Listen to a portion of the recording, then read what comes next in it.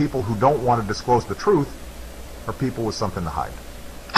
In today's program, I will put the spotlight on an act that was enacted in the year of 1871 on February 21st. The Congress passes an act to provide a government for the District of Columbia, also known as the Act of 1871. What I am about to share with you today is a premise for all the things that are happening here today in the year 2012. When you fully understand the ramifications of the past, you will then fully understand the ramifications of the present, and you will know how to change the future. And here is where our story begins. With no constitutional authority to do so, Congress creates a separate form of government for the District of Columbia, a 10-mile square parcel of land. The act was passed when the country was weakened and financially depleted in the aftermath of the Civil War. It was at that time a strategic move by foreign interests, international bankers, who were intent upon gaining a stranglehold on the coffers and neck of America. Congress cut a deal with the international bankers, specifically the Rothschilds of London, to incur a debt to said bankers. Because the bankers were not about to lend money to a floundering nation without serious stipulations, they devised a way to get their foot in the door of the United States. The Act of 1871 formed a corporation called the United States, all in capital letters. The corporation, owned by foreign interests, moved in and shoved the original Constitution into a dustbin. With the Act of 1871, the organic Constitution was defaced and in effect vandalized and sabotaged. When the title was capitalized and the word "for" was changed to "of" in the title. The Constitution of the United States of America is the Constitution of the Incorporated United States of America in all capital letters. It operates in an economic capacity and has been used to fool the people into thinking it governs the Republic. It does not. Capitalization is not insignificant when one is referring to a legal document. This seemingly minor alteration has had a major impact on every subsequent generation of Americans. What Congress did by passing the Act of 1871 was create an entirely new document, a constitution for the government of the District of Columbia, an incorporated government. This newly altered constitution was not intended to benefit the Republic. It benefits only the corporation of the United States of America and operates entirely outside the original organic Constitution. Instead of having absolute and unalienable rights guaranteed under the organic Constitution, we the people now have relative rights or privileges. One example is the sovereign's right to travel, which has now been transformed under corporate government policy into a privilege that requires citizens to be licensed. An example would be passports. By passing the Act of 1871, Congress committed treason against the people who were sovereign under the grants and decrees of the Declaration of Independence and the organic Constitution. The Act of 1871 became the foundation of all the treason since committed by government officials. The United States isn't a country, it's a corporation. In preparation for stealing America, the puppets of Britain's banking cabal had already created a second government, a shadow government designed to manage what the common herd believed was a democracy, but what was really was an incorporated United States. And conspiring together, this two-headed monster disallowed the common herd all of their sovereign rights under the original Constitution. To fully understand how our rights of sovereignty were ended, you must know the full meaning of the word sovereign, which means chief or highest supreme power, superior in position to all others, independent of and unlimited by others, possessing or entitled to original and independent authority or jurisdiction. This description I have cited can be found in Webster's dictionary. In short, our government, which was created by and for us as sovereigns, free citizens deemed to have the highest authority in the land, was stolen from us along with our rights. It is important to keep in mind here that according to the original Constitution, only we the people are sovereign. The government is not sovereign. Our original Declaration of Independence states, government is subject to the consent of the governed, and that's us. It doesn't take a constitutional historian to figure out that the United States government has not been subject to the consent of the governed since long before you and I were born. Rather, the governed are subject to the whim and greed of the corporation, which has stretched its tentacles beyond the 10-mile square parcel of land known as the District of Columbia. In fact, it has invaded every state of the Republic. Mind you, the corporation has no jurisdiction beyond the District of Columbia. You just think it does. You see, my friends, you are presumed to know the law, which is very weird since we the people are taught nothing about the law in school. We memorize obscure facts and phrases here and there, and our teachers only gloss over the Bill of Rights. And our schools, which are controlled by the corporate government, don't delve into the Constitution of Death. After all, the corporation was established to indoctrinate and dumb down the masses, not to teach anything of value or importance. And certainly no one ever mentioned that America was sold out to foreign interests, and that we were beneficiaries of the debt incurred by Congress, or that we were in debt to the international bankers.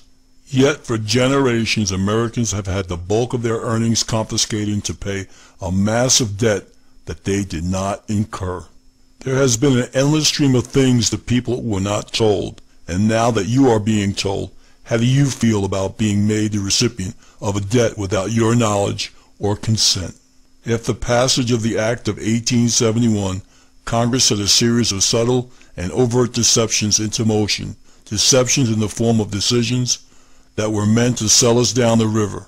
And over time, the Republic took it on the chin until it was knocked down and counted out by a TKO. With the surrender of the people's gold in 1933, the common herd was handed over to illegitimate law. And I'll bet you weren't taught that in school. And now the final snapshot. Our corporate form of governance is based on Roman civil law and admiralty or maritime law, which is also known as the divine right of kings and the law of the seas, another fact of American history not taught in our schools. And here's another wake-up call for you. Roman civil law was fully established in the 13 colonies before our nation began, and then became managed by private international law. In other words, the government created for the District of Columbia via the Act of 1871 operates solely under private international law, not common law, which was the foundation of our constitutional republic. And it is this fact that has impacted all Americans in concrete ways. For instance, although private international law is technically only applicable within the District of Columbia and not in the other states of the Union, the arms of the corporation of the United States are called departments. As an example, the Justice Department, the Treasury Department, and those departments affect everyone, no matter where and what state that you live. Guess what? Each department belongs to the corporation, to the all capital letter United States. I now pose the question, how do you feel that you know that you are now being ruled by a corporation? A corporation that operates under Roman civil law outside the original Constitution. I challenge everyone listening to contact their congressman and see what they have to say about this. Congress is fully aware of this deception. What this great deception really means is that the members of Congress do not work for us, for you and me. They work for the corporation, for the all capital letter United States. Is it any wonder why we can't get Congress to do anything on our behalf or meet our demands or answer our questions? And here's the bottom line. Technically, legally, or any other way you want to look at this matter, the corporate government of the all capital of the United States has no jurisdiction or authority in any state of the Union, the Republic, beyond the District of Columbia. Let that tidbit sink in, then ask yourself, could this deception have occurred without full knowledge and complicity of the Congress? Do you think it happened by accident? And if you do, you're deceiving yourself. There are no accidents and there are no coincidences. Face the facts and confront the truth. Remember, you are presumed to know the law. They know you don't know the law, and, for that matter, your history. Why? Because no concerted effort was ever made to teach you or otherwise or inform you. As a sovereign, you are entitled to full disclosure of all facts. As a slave, you are entitled to nothing other than what the corporation decides to give you. Remember also that ignorance of the law is no excuse. It's your responsibility and obligation to learn the law and know how it applies to you. No wonder the arrogant corporation counted on the fact that most people are too indifferent, unconcerned, distracted, or lazy to learn what they need to know to survive within this system. We have been conditioned to let the government do our thinking for us. Now's the time to turn that around if we intend to help save our republic and ourselves before it's too late. As an instrument of the international bankers, the all-capital letter United States owns you from birth to death. It also holds ownership of all of your assets, all of your property, and even your children. Think long and hard about all the bills, taxes, fines, and licenses you have paid or have purchased. Yes, they had you by the pockets. If you don't believe it, read the 14th Amendment. See how free you really are. Ignorance of the facts led to your silence. Silence is construed as consent. Consent to be beneficiaries of a debt you did not incur. As a sovereign people, we have been deceived for hundreds of years. We think we are free, but in truth, we are servants of the corporation. Congress committed treason against the people in 1871. Honest men could have corrected this fraud and treason. But apparently there weren't enough honest men to counteract the lust for money and power.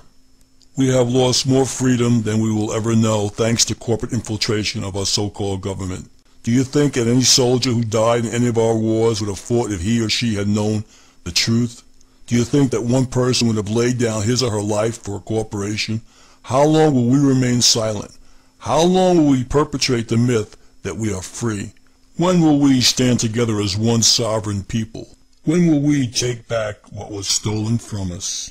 And in closing, I would like to ask the final question. If the people of America had known to what extent their trust was betrayed, how long would it have taken for a real revolution to occur? What we need now is a revolution in thought. We need to change our thinking. Then we can change our world.